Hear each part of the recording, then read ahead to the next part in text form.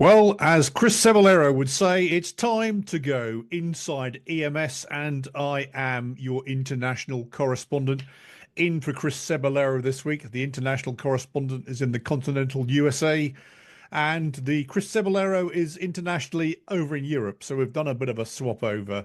But of course, to help us along is, of course, the constant in this show, Kelly Grayson. Hello, sir. How are you doing? I'm doing well, Rob. It's like you and Chris have done the foreign exchange thing. He goes to Europe. Of course, you live here and have lived here for quite some times, but it's nice to have a more scintillating conversation than Ceballero is capable of. Well, also, as you quite rightly point out, you never see me or Robin Leach in the same room for That's those right. folk of a That's certain right. age. So there we go. So, of course, just to explain to folk the premise of Inside EMS, of course, EMS has two sort of, let's call them flagship podcasts, right? We have Inside EMS with Chris and Kelly, and we have the EMS One Stop with me and a ton of guests. And the Yeah. premise is that, of course, Chris and Kelly are the guys on the truck having the discussion, and I'm the dude in the corner office, probably the person that Chris and Kelly are talking about all the time. And so that's how we roll. That's why we have Yeah. two sort of podcasts in the EMS One stable. And of course, Kelly, I think we should also acknowledge the Overrun boys that actually take the news each week and do some analysis as well. And so Yeah. that's a pretty good. What was I going to say? That's a pretty good podcast and commentary to follow That's as well. that is right. So Uh, that's who we are and there's what we some great do. podcasts to choose from out there. There's a lot to choose from. Yeah. So I have to say, it's the first time I've seen your face in a long time, face to face on, and I watch you every week actually. And I was listening Yeah. last week when you were talking to Chris. I thought with amazing honesty, with great feeling and great sincerity about your own personal journey. And it is one that, and actually I sent you a text a while ago. One of my folk in California said, "Oh, when you see Kelly next, just tell him what an amazing job he's doing." And Well, thanks. the proof is in the Zoom, my boy. It's amazing. Yeah. So Yeah. congratulations. I'm half the man I used to be. I've Well, lost a couple of cheerleaders. So well, we won't go there. yeah. Anyway, so what we want to do to start off with, Kelly, is just to do a bit of a wash up. And so Yeah. one of the things we were talking about before we started recording is if you listened to EMS One Stop last week, I had Dr. Dan Patterson on and we talked about fatigue. And of course, for those that know Dr. Patterson, he does a lot of sleep studies around the University of Pittsburgh. He is known for his research into sleep, into fatigue, into that sort of aspect of wellness. And we had a pretty good discussion, Kelly, on that last week. And then no sooner had we gone to air and to vodcast and to podcast, because we do it all these days, Dan sent me over a note about a very sad incident. And I'm just going to refer to my notes so I don't mess it up. But March the 25th, a two-vehicle crash in Forsyth County, Georgia, where a registered nurse was driving home after her third consecutive night shift, fell Hmm. asleep behind the wheel. A 72-year-old was in the other vehicle that the RN hit and subsequently passed away. And the registered nurse, and no, not naming any names, but was Yeah. charged with homicide by vehicle in the second degree. And I think this is an amazingly sad situation all Yeah. round, obviously. And, it was almost like, when Dan sent that over, we've just been talking about this. We've just been talking about the fatigue. We've just been talking about making sure that you can actually get home. And then this happens. Yeah, you read about these things and it's so easy to become desensitized because we see it so much. But the fact that we see it so much should do more than just desensitize. It should make us angry that we don't do anything about this and it has not become a priority in healthcare. We've known for quite some time that fatigue is detrimental to our wellness and impairs our performance. And the nursing profession, the medical profession in general is no different. And I it's certainly tragic for this young lady that probably damaged her career beyond repair and hurt herself and the family of the gentleman that died. We can lament this sort of thing, or we can talk about it and raise awareness and begin to do something about it so that this sort of thing is a rarity in the future. Now, let's be clear. We're not going to point fingers in this, Oh, no, but we're no, going to no. ask, This is, but we're going to it ask is a questions though. tragedy in every sense of the Yeah. word. And of course, one of the questions we probably need to understand, and I'm sure this will come out as investigations, lawsuits, etc., go on, is was the RN on a mandatory set of shifts? Was there what was there was a there's clearly a backstory to this, but of course, what we know and what we understand. And certainly, I remember my days in Virginia, the single vehicle accidents of responders coming home from night shift, again, falling asleep behind the wheel, veering off. Tragically, this isn't the first time. And you know what I'm about to say, this probably isn't going to be the last time. No, it's not. And I've been in that very situation. I've arrived home to find myself with my truck in park in the driveway and have no recollection of how I got there and how long I've been sitting in park. I've stopped for breakfast on the way home and I'm still talking in 10 codes to the waitress at the Waffle House. And you're a zombie after a certain amount of time on shift. And I'm 56 years old. I can't do 24-hour shifts anymore. I can do a 12. I can muddle my way through an 18 or a 24, but I kid myself not that I am at my best after 24 hours. And now that I'm far away enough from my 20s where my pride's not invested in it, I probably wasn't very good after 24 hours when I was 25 years old. The thing is, what's really maddening is most of the people that are against that don't think that driver fatigue and long shifts are an issue are EMS professionals. And they complain mightily. Oh, I like my 48, 96-hour shifts. And, we're our own worst enemy in that regard. It's an ongoing discussion and debate, and you see it all the time. In fact, I was just looking at an advert on LinkedIn just now for an ambulance service that's offering great 24 hours here, 24-hour shifts now. Of course, that's okay if you're in what we used to call the Olympic Flame Station. What's the Olympic Flame Station? It's the station that never went out. That's good. You're gonna get the sleep, and thank you. Use it. Quote me. I love that. I love that. Yes, Olympic Flame Station, folks. But of course, if you are in one of these busy inner city stations, there is no downtime, and therefore you are on deck. And again, to quote my discussion with Dan Patterson, links in the show notes, everybody. The fact is, if you are we say we have season. I'm a night shifter. I'm a vampire. I'm used to the night, but actually I am too. But you're human, and you're not totally, and that's the point. My previous employer was very concerned about driver safety and crew fatigue, and they had a fatigue mitigation policy. We made sure that our 12-hour trucks, if they were, they wanted to keep them about a 0.4 UHU. And I think the industry standard is if you have a UHU of over 0.6, that's considered overworked. I'm not quite sure what the statistics are these days. And that is so many EMS calls. I mean, so many professionals have a UHU of 1. They're running 12, 13, 14-hour trips in a 12-hour shift. At least with Acadian Ambulance, I could call uncle and I knew that they had my safety in mind and they would let me go sleep for at least 4 hours. Coming up here in the agency I work at now, we were absorbed by St. Lawrence Health System, and they have implemented a shift limit as well. We had crews working 72-hour weekend shifts. And we're perfectly happy with it and didn't want to give it up. And now we can no longer work anything more than 24 hours in a row. And I think that's a good thing. It's just amazing how much of our colleagues bitch about that.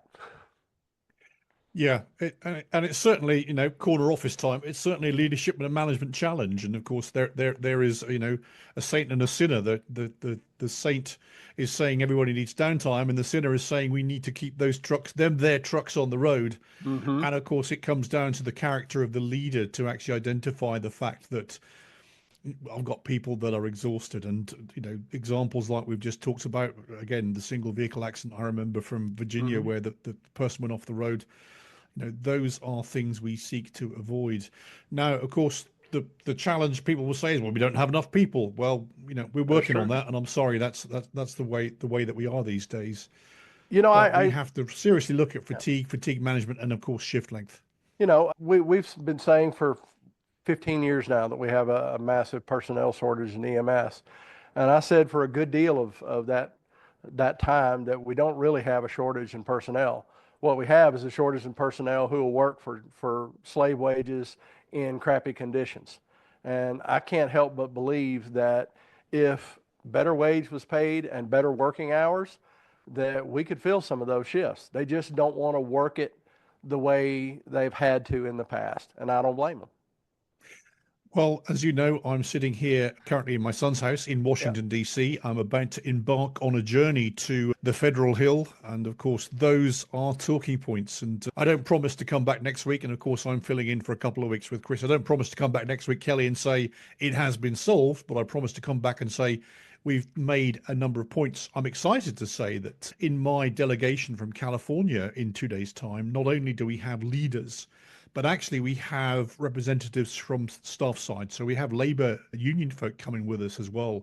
And as I certainly discovered from, my work in California, that actually, those people, those guys are the ones that can tell the story, can put the point across and can make the case. And I have become, very close, particularly on political campaigns, particularly in California, around using labor colleagues to help us get the point across. Yeah. And we're certainly going to be doing that. And I'll report back, Kelly, next week as well on that.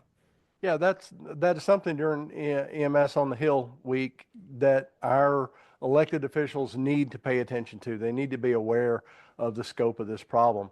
I still hold out hope. Maybe I'm like Charlie Brown kicking the football. I'm an eternal optimist that our profession will learn to deal with this themselves, because if we wait for the federal government to impose standards on us, we're absolutely not going to like those standards. I don't think that they tend to do these with a bulldozer rather than a pair of tweezers, and we're not going to like when they police us because we wouldn't police ourselves.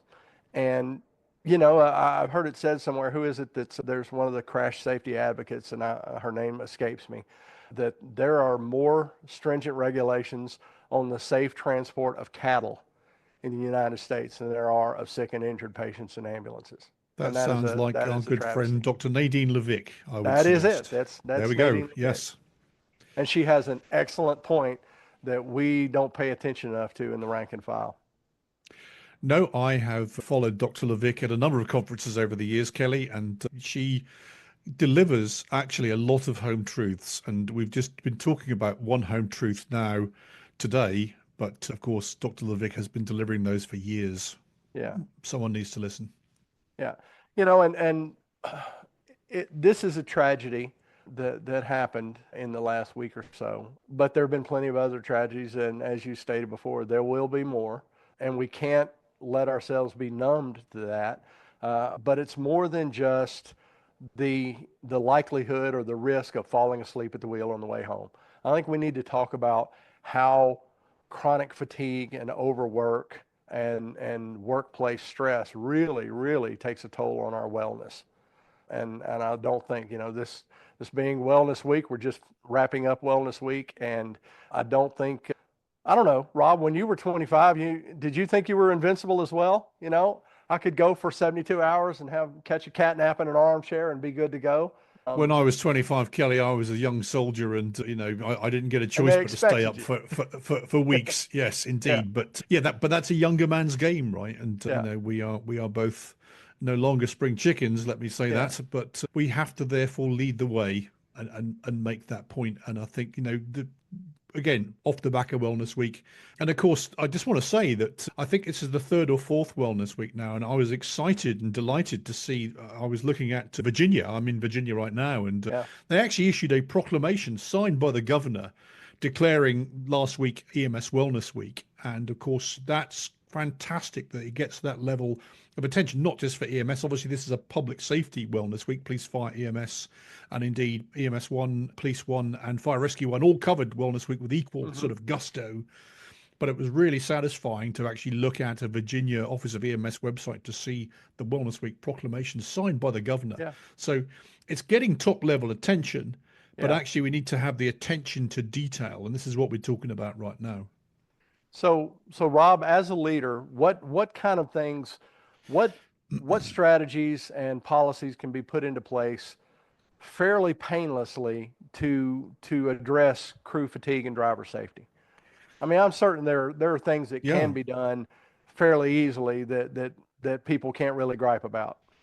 I mean, certainly I've been in the position where we have as an EMS leader where, you have to have the requisite downtime first of all. If you spend more, and we never went more than 12, you got one, maybe 116, but that was about it. So we never Yeah. went we were never in the 24-hour shift game, both actually in the US and in the UK, by the way. And so having the requisite amount of downtime between shifts, if you were late off, then you were late on because, of course, we were measuring your time. It doesn't solve the problem, but at least it increases the amount of rest that one Yeah. does. And so, that could be a policy. That could be, and again, I talked about labor, that could be within your collective bargaining agreement as well, doing that. I think, and interestingly, I was saying this to Dan last week, that when I came to the US, you had this sort of notion of night shifters and day shifters. Now in the Oh, those day UK, shifters. Ugh. well, yeah, yeah. And who wants to, yeah, and I've had many, what do you like being a night shifter? Because you're not in, Rob. That's right. There's not There's as the many answer. white shirts on night shift. Right, right. But of course, it's marginally better. And I say marginally better than the UK system where you do 2 days, a swing shift and 2 nights. And that's how it works. And you are constantly fatigued because Yeah, because your it screws up circadian your rhythm. circadian rhythms. Oh, it is, but police, well, not the fire brigade in the UK because I mean, in the UK the fire brigade don't do EMS, right? So that's a separate, so they're out of the equation. But police and EMS run the same, 2 days swing shift, 2 nights off forever, and it's challenging, it's exhausting, and I don't know the answer, right? Yeah, your Because body we never come gets here, used to it. no.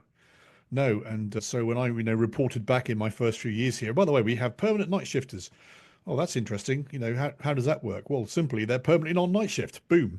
But as we know, it still Yeah. doesn't solve the problem of, you pull an overtime shift or, dare I say, the scourge of living in the USA these days. You come off the night shift and go straight into your day job. There's a Yes. challenge. Yes. There's a challenge, and it's just it banks the fatigue on and Yeah. on and on and on. Yeah. And well, yeah, the salary issue is a major driver in this. So many EMTs have to work 2 or 3 jobs to make ends meet. If that issue were mitigated, I don't think we'd have near the amount of crew fatigue and impacts on our health and safety. Company I used to work for, and I worked for them for 15 years, and they were an excellent company. They had a policy that, first of all, they didn't run many 24-hour shifts. The trucks that were 24-hour shifts were exclusively rural, low-volume trucks, where you occasionally turned every 2 hours to prevent bed sores, and then you get up and run a call now and then. And they were pretty vigilant about monitoring the UHU of those 24-hour trucks. And when it got above a certain point, and they were running those crews too much, they'd hire more people and they'd convert it to a 12-hour truck in an order to not work people to death during their shift and pay them enough that they don't have to work themselves to death at a second job before coming back. I don't think that's impossible, Rob. I think that it's only impossible because we lack the vision and the will to make it happen. What do you think? I think it's impossible also because we need to have, I'm going to be political here. We need to have the right level of reimbursement in order to reach Oh yeah, to absolutely. pay the folk. And from that point on, we can do all the right things. But of course, it doesn't stop us doing all the right things now as leaders, bosses, and chiefs Yeah. to make sure that the appropriate level of rest is allowed. Going back to my military days, we used to have a thing called priority sleep, where you when you had downtime, they'd put a bit of white mind tape, the white police tape, call it that, on the bottom of your sleeping bag, which meant that you weren't to be disturbed for 4, 5, 6 hours Yeah. because you'd been on duty for so long, and obviously it was managed. We had this thing called the Eat Sleep card. Now, of course, if you're working in that military environment, this card actually is in 24 blocks. Are you awake? Are you resting? Are you eating? To sort of manage everything. And I mean, that's a kind of a military way of doing it. Yeah. But the point being is that somebody is monitoring you as a person throughout Yeah. that entire period. Yeah. And we need to monitor our people. Yeah. I think EMTs are very much like soldiers in the fact that we learn very quickly to be able to sleep in absolutely any place, any condition, any position, because we don't get it often enough. That becomes your superpower. I can sleep in a moving ambulance, folded up in the passenger seat, all my bulk doesn't bother me at all. Not everybody is like that. And the question remains, should you have to develop that kind of skill? I don't think you should. Go ahead. I was going to say before you wrap up, I'm working from my son's house today, as I say, in DC. I could march both of them in here, and they could testify that Dad could sleep anytime, any place, anywhere. Definitely. There you go. There you go. And I trained myself over the years that when I am sleeping, I can tune out every bit of conversation and noise. The only thing that will wake me up and I will be immediately lucid is if you call my unit number or my name. I can tone out everything else, but if my unit number or my name is called, I will wake up. Yes, what? But that is harder and harder to do the older I get. The one thing that is good about the last few years is that I have gotten back into shape, and I'm older, but I'm a lot closer to the physical shape and the weight I was when I got into EMS. 24 pounds to go, and I'll be back to those halcyon years of being a brand new paramedic. If we don't do something about this wage and fatigue issue, there are fewer and fewer brand new paramedics every year. And I can't help but think that this is a problem that is going to have to get managed, or it's going to spell really, really bad things for our profession. So I hope that you are able to catch the ear of some influential politicians during EMS Week on the Hill. And for our listeners and our viewers, you've heard what we think. We'd like to hear what you think. Do you think that you and your colleagues can safely work more than 24 hours, more than 12 or 16 hours? Does your agency have a fatigue mitigation policy, and what does that look like? Give us some examples of how an agency can solve these problems so we can have something other agencies can model their techniques after yours. Thanks for tuning in to Inside EMS, and for myself and co-host Rob Lawrence, thanks for tuning in to Inside EMS. We'll catch y'all next week.